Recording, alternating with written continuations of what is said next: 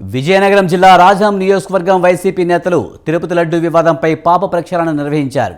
శ్రీవారి లడ్డూ ప్రసాదాన్ని అపవిత్రం చేసిన చంద్రబాబు నాయుడు పాపానికి ప్రక్షాళన కోరుతూ రాజాం ఇన్ఛార్జ్ తాలే రాజేష్, ఎమ్మెల్సీ విక్రాంత్ పార్టీ నేతలతో కలిసి అంతకాపల్లి వెంకటేశ్వర స్వామి దేవాలయంలో ప్రత్యేక పూజలు చేశారు. కూటమి ప్రభుత్వం 100 రోజుల పాలనలో చేసిందేమీ లేదని ఆరోపించారు. చంద్రబాబు కలియుగ దైవంపై రాజకీయాలు చేయడం దారుణమన్నారు. లడ్డూ ప్రసాదంపై ఆరోపణలు చేసిన చంద్రబాబుకు స్వామివారే తగిన శిక్ష వేస్తారని తాలే రాజేష్ తెలిపారు.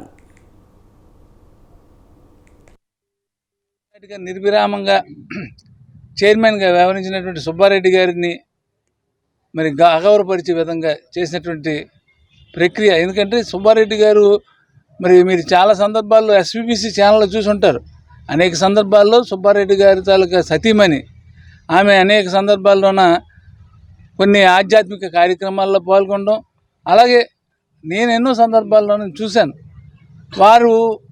వారి తాలూకా కుటుంబం తాలూకా ఇన్వాల్వ్మెంటు తిరుమల తిరుపతి దేవస్థానంలోనూ జరిగేటటువంటి పూజ, అలాగే క్రతువులు, ఇలాంటి కార్యక్రమాల్లో ఏదైనా ఉన్నాయంటే వాళ్ళు చాలా సిన్సియర్గా పూర్తి భక్తిభావంతో చేసేటటువంటి ప్రయత్నం చేశారు.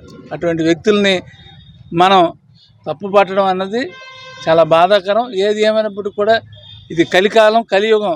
ఈ కలియుగంలోనైతే నేనైతే ఒకటే మాట చెప్తాను. ఇంతకుముందు అనేవారు ఏదైనా పాపం చేస్తే దీని తాలూకా పరిహారం లేకపోతే దీని తాలూకా ఫలం వచ్చే జీవితం